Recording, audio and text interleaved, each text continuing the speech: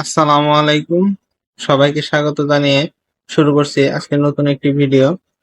আমি আজকে আপনাদের দেখাবো কিভাবে আমরা মাইক্রোসফট ওয়ার্ড ফাইল অথবা এক্সেল ফাইল এ পাসওয়ার্ড সেট করতে পারি। অর্থাৎ একটি ফাইল যখন ওপেন করতে যাব তখন পাসওয়ার্ড চাইবে। তো প্রথমে ফাইলটি ওপেন করে নেই, তারপরে অফিস বাটনে প্রেস করার পর প্রিপেয়ার অপশন থেকে এনক্রিপ্ট ডকুমেন্ট, এখান থেকে আমরা পাসওয়ার্ড সেট করতে পারি। পছন্দ মতো একটি পাসওয়ার্ড আমরা সেট করে নেই।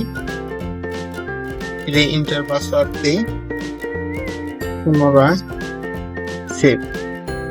এখান থেকে পাসওয়ার্ডটি সেভ হয়ে গেছে এই ফাইলে। এবার আমরা ফাইলটি সেভ করে নেই। ফাইলটি আমরা ডেস্কটপে সেভ করব। সেভ করে নিলাম।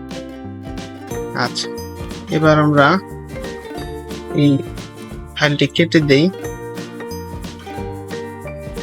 এই যে এখানে দেখতে পাচ্ছি ফাইলটি আছে। ফাইলটি ওপেন করি। এই যে পাসওয়ার্ড চেয়েছে, আমরা পাসওয়ার্ডটি দিলাম, প্রেস করলাম।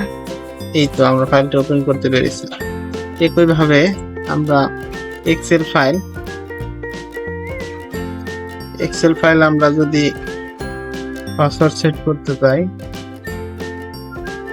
তো আমরা ফাইলটি এখান থেকে অফিস বাটন থেকে প্রিপেয়ার এনক্রিপ্ট ডকুমেন্ট, এইভাবে আমরা পাসওয়ার্ড সেট করব।